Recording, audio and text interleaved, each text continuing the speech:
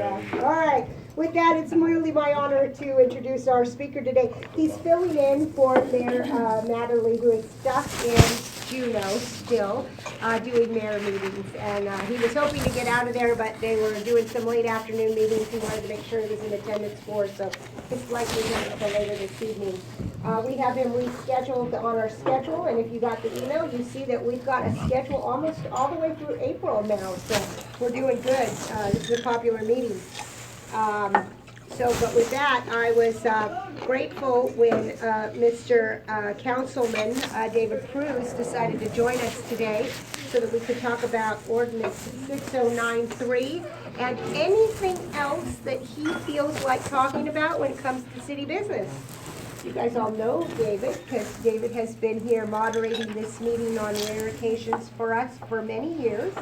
And those of you that don't know him, he is a city council member for the city of Fairbanks. He's a KFAR radio host, which was why he was late for this meeting. He's a barbecue master and a wonderful cook.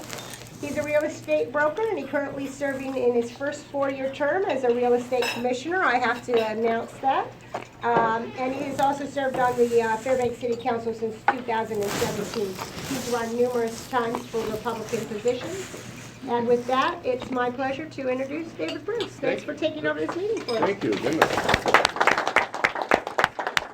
You know, there's one thing I didn't miss about Fridays, and that's coming here.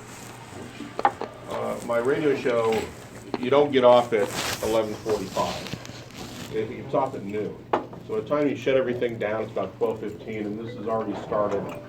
And boy, if I just miss being with people like myself who think very similar ways. Now, that's not me. No. When Cheryl asked me to come here today, she didn't say anything about 6093, but boy, is that on our agenda, I would think. A couple things.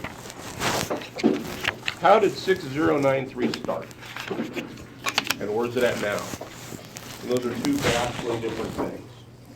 6093 started in the city council chambers when Catherine Otteson came up to me and said that people of the LGBTQ groups are not visiting Fairbanks because we don't have a equal rights amendment for them. And she wanted to put one together. Me and Jerry Cleworth are sitting there. So we both stepped in and said, we'll help you write that. I said, I'll help you write that. I also teach federal fair housing law that has exemptions, so I can help you do this. So me and her decided to put this together. That is how it started. And in the last 2.5 months, I've never heard how bad Fairbanks is with discrimination in my life. And I think they're full of shit. But that's me. Amen.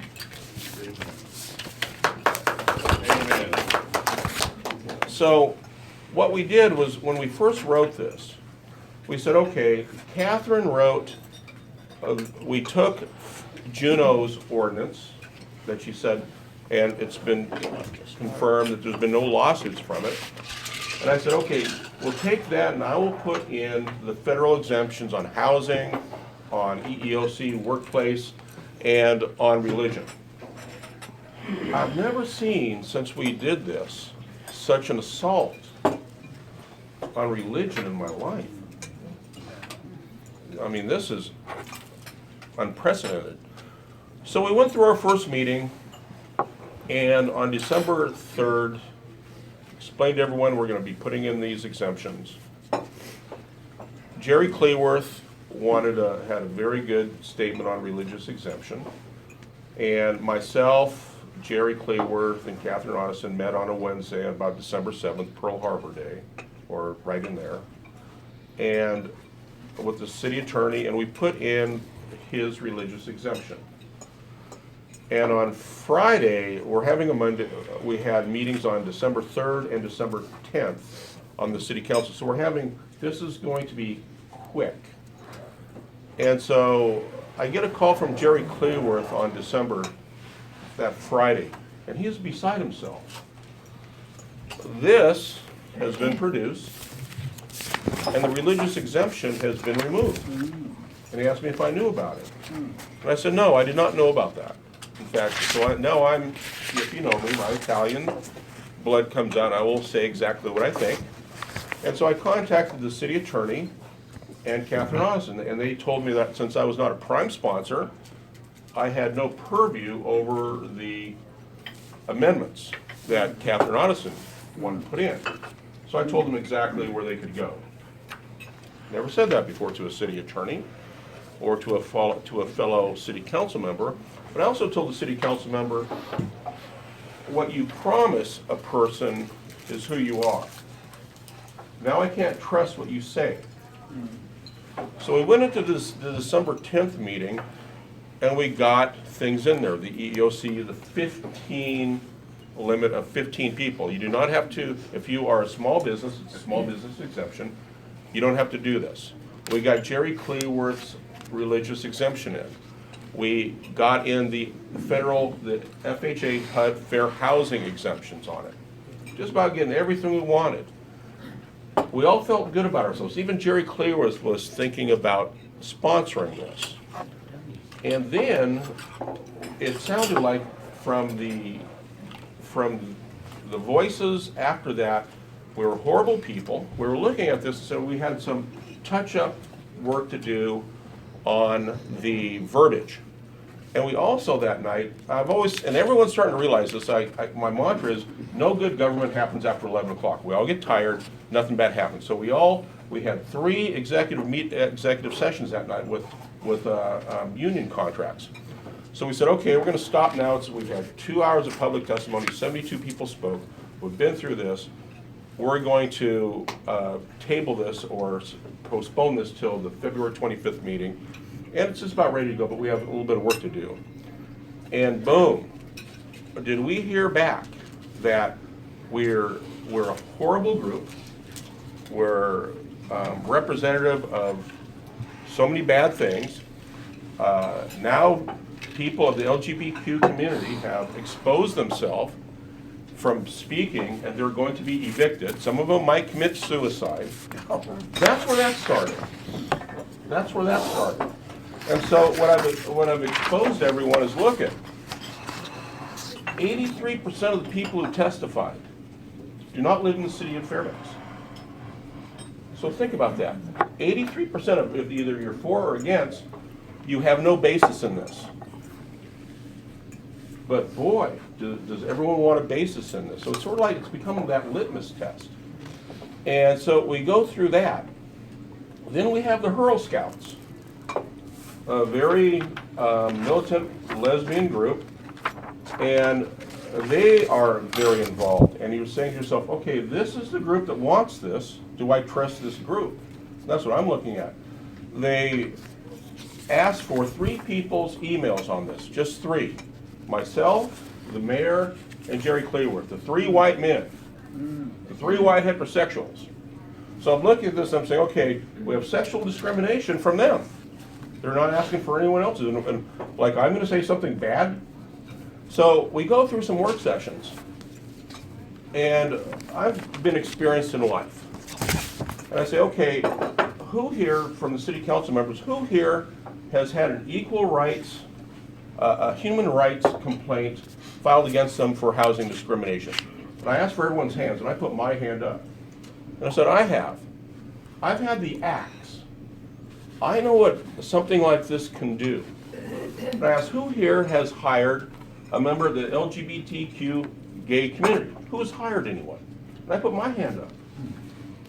And I said, I've hired them. No issues. I didn't look at them. I looked at them. Holy cow, I have a segment of Fairbanks that can do well. You know, that's what most people look at. So where this is and where this has gone is completely upside down. I've heard city council members say that the equal opportunity, EEOC up to 15, allows for bigotry. I mean, excuse me, it allows for a small business to get started before you start compliance with all federal laws of the workplace. You know, A person like myself, I don't have any employees. I have nothing but independent contractors. But when you start a business, you're not at 15. You start small and you work into it. But the attitude was it allows for immediate bigotry. And so this is what we're dealing with. And so then, why do people like Planned Parenthood come in and, give, Planned Parenthood from Alaska and Hawaii on their letterhead? Why are they involved in this? Why are they wanting this? So I started about 3 weeks ago, I said, this is enough. I started questioning people back. When they say, we've had, if not 500 emails in regards to the discrimination, this is bad. So I asked them to provide me specific examples from when this came out in the city limits of Fairbanks. Tell me of the discrimination. Tell me of the event. Tell me the place, because that is not acceptable. Not one person has responded. The lady who runs the Planned Parenthood, I asked her specifically, where in your charter does it allow you to get involved here? Where in your charter or your minutes were you given permission to expend resources to do this? I've not heard back. So I'm looking at this and I say to myself, it's something that could be so good. How can right now I'm saying to myself, how can I support it when everything I've seen has just been an axe? This has been an attack. That's all this has been. So that's where I'm at. Ask me how I really feel. Questions? Lance? So, the conversation we mentioned at the work sessions in public that there is going to be an amendment which basically comes from the ACLU as far as removing the religious exemption and putting this in its place, and it says something on the order of complying with federal and state law. And basically, in the beginning, it's a non-entity. It doesn't actually do anything for. In the beginning, that when Councilwoman Therian brought that up, I liked it. We finally got something back in. They were taking it out. We got it back in. But I asked the city attorney, did we do anything? He goes, no, we didn't. So then I wrote, we all put down all the amendments we wanted, and I went to the exact definition from the federal government, federal language. This is the religious exemption. In our last work session, it seemed like that was the only one that everyone agreed to was the tightest. The city attorney said it was the tightest one. So hopefully if this passes, it's included with that. The federal exemption on religious. Not the ACLU verbiage that they wanted to give us, not Jerry Cleworth's. And that's what I keep going back to. Let's use the federal exemptions that have been tried and true. Now, also at the same time, they say there's been no lawsuits in Juneau on theirs. And I'm sitting there and I'm listening to a gentleman come in and say, yes, we want you to pass this because I've had lawsuits in federal court and I want to have lawsuits in state court. It's easier. And a person says that. And then a person says, if you don't pass this, I work up at the Geophysical Institute. You're looking at building a convention center. I'll make sure you have no conventions here. That's extortion to me. I've seen nothing but an axe. Since December 10th, I was very proud of something that could work very well. But since then, what I've seen and opened up has dismayed me. And I represent Fairbanks. I don't care if you're gay, Italian, 59 years old, bald, somewhat overweight. I don't care. I represent Fairbanksans overall. And we have this enclave of people that this will have no stature over trying to influence us. And so I ask them about it all the time, and they don't answer me back. Yes, Lance? So, are you prepared to vote no so that the mayor is in a position to veto this without worrying about an overvote? If 2 people vote no, you won't have to worry about that. If you take a look at this, my name used to be on this, and I had my name removed as a sponsor about 2 weeks ago because of the way this was going. You know, an ordinance, government should be based on good. Government should be limited. since this was introduced after December 10th, there's been nothing good about this that's come about. I've heard nothing, Fairbanks is the most wonderful community I could ever be in. I'm so proud to be born, raised here. And what people have said about how bad Fairbanks is, I asked a question. They're trying to, this assault on religion. So I asked a question at the city council in a work session. I said, who here has ever witnessed in the city limits of Fairbanks religious bigotry?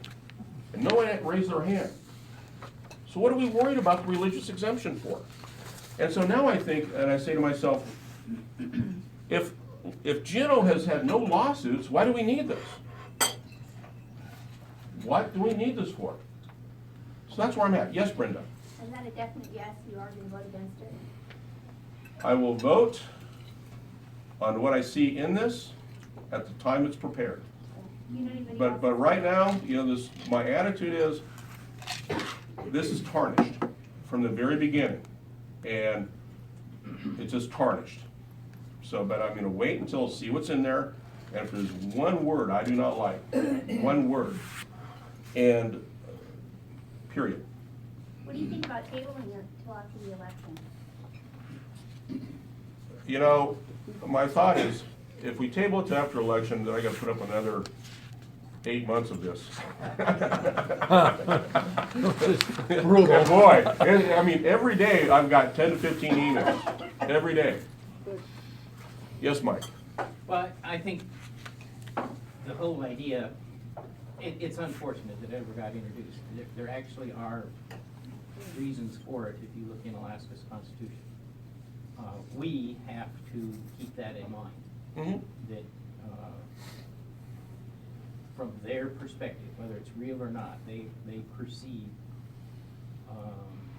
discrimination. And it's right in Alaska's constitution. So we got to keep that in mind. But their response to it is incorrect, in my view. Everything that you have said, I think is correct. I don't know that there, obviously somewhere somebody on a personal level has discriminated against somebody else. Happens all the time. But I don't think it's a problem. And everything in there is covered in federal law that they've complained about. You can't push somebody down the stairs, whether they're homosexual, heterosexual, or whatever. You just can't do that. You can't slap somebody in the eye. You can't do that.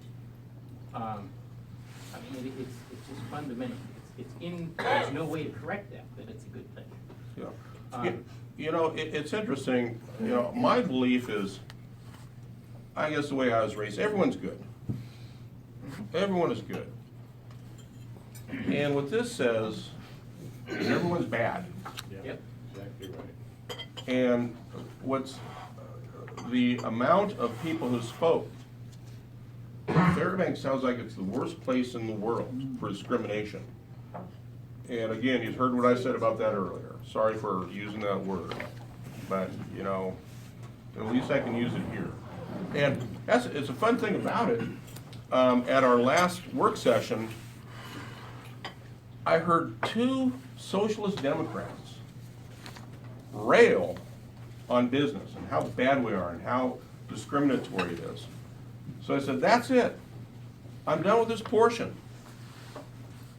I said, this makes me want to puke. I'm done with this portion. So I got up, went and got some coffee, and I came back, sat down. No one said anything, just, everyone's fine.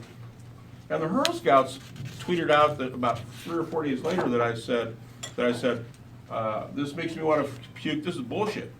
So I said, okay, another line about me, but that's expected. I don't care, but that's what they do. Yes, Jim? Yeah, I want to thank you very much for putting yourself on the line here, because I've lived here all my life as you have, and you think about growing up here, I had 2 best friends in grade school. One was blacker than the inside of my hat. Mm-hmm. The other one was an Eskimo from Wainwright. We shared moose, caribou, whatever, on our homestead with all the homesteaders around. We didn't care where you came from. Mhm. You needed help. We helped each other. Our kitchen burned. People came over and helped fix our kitchen. In a couple of days, it was all done by the neighbors. People shared things. Yeah. today what's wrong is not. it's not just Victimhood. the Everyone's looking that for type of- victimhood. It's worse than that. Everyone's looking, it seems like a greater majority of people, AOC and the bunch, Mm-hmm, are looking for somebody else to take care of them. yeah. The young people today are being taken care of in such a manner that business cannot sustain. And it won't be able to sustain it. Eventually, it's gonna collapse in on itself. But the point being is that we're not a discriminatory town. No, we're not. I have many people that work for me on a seasonal basis, but only a few amount year-round.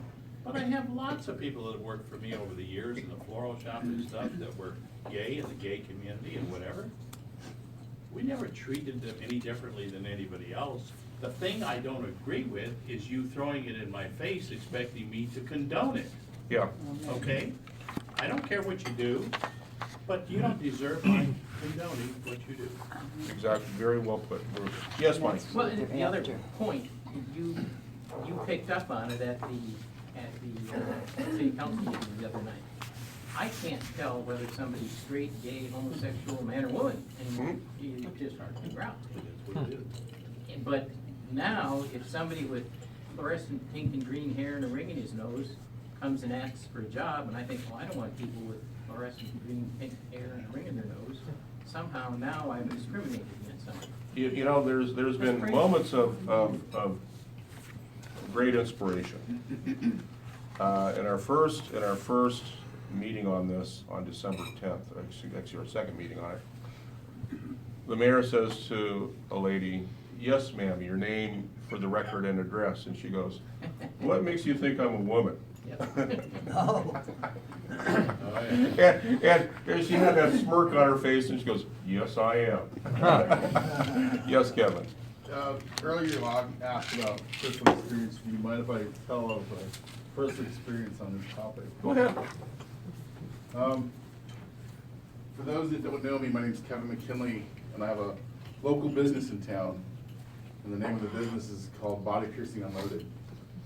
And the other day, a group of people walked in, and our process is when you come in, you want a service done, you present your ID, we check your age, handed the ID, fill out the paperwork, get a signature, and the person was asking for a body piercing.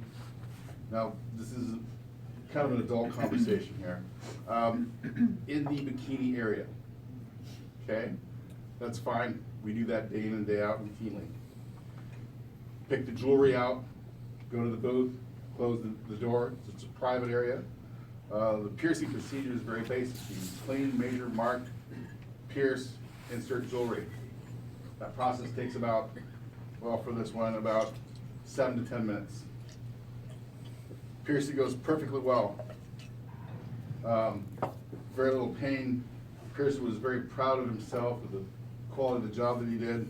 And he says, "Miss, we're all done." And she flips out, completely unravels my shop. My piercer was taken back, like, what did I do wrong? She proceeded to tell him that she identifies as a man. And he looks at her and says, "What?" And she goes, "You heard me. I identify as a man. You misidentified me." And before I could say stop, let her go, he said to her, "Well, you have to excuse me. I've spent the last 15 minutes in your..." Vagina area. Correct. And so she felt insulted again and started to unravel, and we thought the best way to do this is say, "Thank you for coming. We appreciate your tip. Call us if you need us." And this type of victimhood is prevalent in this generation of about 18 to 30. It's huge. And identity politics is becoming huge in that generation. I'm having to start explaining to people about intersectionality, where we're losing sex and we're going to gender. And it has it's a mess. So Dave, I want to thank you for taking this on. I appreciate it because I wouldn't want to be in that seat doing it all that. You know, what's been very disappointing to me as a city council member is whenever Councilman Cleaver tries to introduce or interject anything that may mean nothing, some of the council member opposition to him is fierce. And we look at each other and said, you know, when you say the word may, you know, this, you may do this, things like that. And they're so opposed to anything he brings out. And I shake my head. I said, okay, there's an agenda here. Oh, yeah. There is an agenda. Call it what it is. But I've never seen something like that. You know, I get along with everyone. I might not agree with you on this one item, but tomorrow we'll agree. I agree with most people about 80 to 90% of the time. We move on. But with the way they've treated Councilman Cleaworth throughout this has just been atrocious. You're next. You're next. Like I care. That's the thing about it with me. You know, they all understand I got wide shoulders, broad butt, and thick skin. Bring it. Let's go. And so they tend to stay away from me.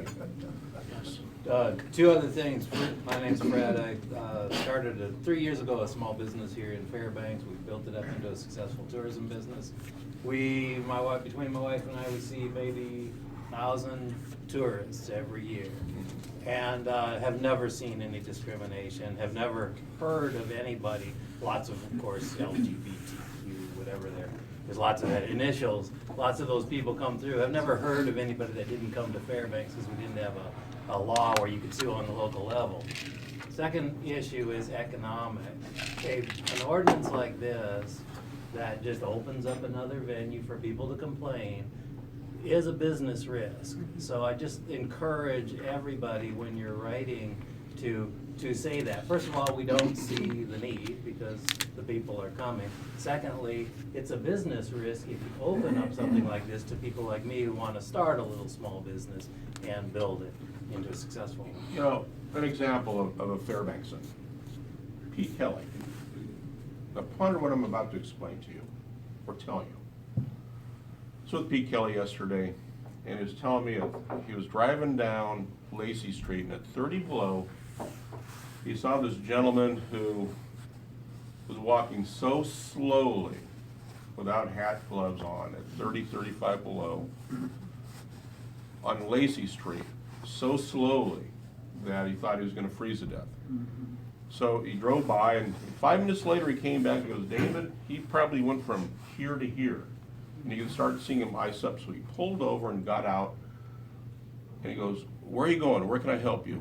And he goes, I'm going to that block there to the marijuana store. Pete Kelly put his hat on him, walked him down the street, got him into Kelly Pascal's marijuana store there, whatever it is on Lacey and 8th Avenue. And he goes, when I walked in, everyone looked at me, and he goes, I shocked them all. And he goes, I was like in a John Davies fundraiser. But the gentleman, he bought his marijuana, and I got him back to the housing unit, you know, which is across the street, but you know, you come out of the door there, you know, from the senior housing center. That's a Fairbankson. Now think of Pete Kelly. And that's what he does. And that's what a Fairbankson does. There it is right there. So, you know, if a person wants to be a jerk and discriminate, this isn't going to stop them. Thank you for listening to me. Thank you for my rants. This has been For those of you that get our email newsletter, we do have a link. There is a wonderful website that has a lot of educational material in regards to the 6093. It was put together by a couple of churches. I don't know who put it together, but it is a very interesting website. So I recommend that you go there and take a look at it. They also have a special button that if you push on that button to send an email, it does send an email to all of the council members within the city. And so it gives you an opportunity to actually send your letter to the council members so that they hear your opinion on this particular issue. Early on when this started, I don't really ever pay much attention to the city of Fairbanks going on, and luckily we have them on the radio, so you can listen to them all the time when they're in their work sessions and whatnot. And so I started listening to it. And you know, I'm pretty easygoing, I'm open-minded. My sister is a lesbian, she's been a lesbian since we were 13, and she adopted 3 children from Ethiopia when she was in her 20s by herself as a single parent. So I feel like I'm pretty open-minded. I have my religion, she has her religion, she has her beliefs, I have my beliefs. We live our lives in harmony. While listening to this ordinance and the work sessions and the public testimony, I became really offended. I became offended because sex has become the issue. We are no longer talking about issues, we are talking about what your sexual preference is. And personally, I don't care what your sexual preference is. All I care about is that we're taking care of the city of Fairbanks. And the fact that they have spent all of this time on this one issue when we have federal law in place is beyond me. We had an election, we had 2 transvestites, I suppose is the name for them, that's what I'm gonna call them, on our ballots. They were both elected. But did you hear about that from us when we were out campaigning, that when we were working through the election? Nobody brought it up as part of the election or stood against them because they were running as a transvestite. And in fact, when they won, in this room, a lot of you did not even know that transvestites had been elected to both the borough and the city. It was a non-issue on our side, but it is an issue now. And it's a huge issue, and it's just very sad. So I thought it was really important that we have an opportunity to talk about this. As a small businesswoman, I've been afraid to do any public testimony, and although I have rallied my friendly councilman and shared my thoughts with him and with the mayor as to how I personally feel about this, what I'm really sad about is that we have spent so much time since December working on this issue when we have only 15 sworn officers in the city of Fairbanks. We have so many important issues that should be addressed within the city, and instead we're talking about who's doing what with who, and if you have a vagina or a penis, or if you wear a dress with a beard, and that shouldn't be the conversation. So I'm glad you guys all came, and I hope you guys will take advantage of that website that's available to you, and it's called Ordinance 6093, www.ordinance6093.com, and it is an amazing website, and I hope you'll take advantage of that website. Does anybody want to say anything? Do we got a couple minutes? Yeah, I'd like to say. Kim wants to start, she's been here, she's gonna do her little public testimony. Well, like Jim Holm was saying, you work with them, you like them, you treat them like decent human beings, and everything's fine. But you don't have to endorse their practice. And they will not be happy until we do. And this is just the camel's nose. Just the camel's nose. We can stand on our head and spit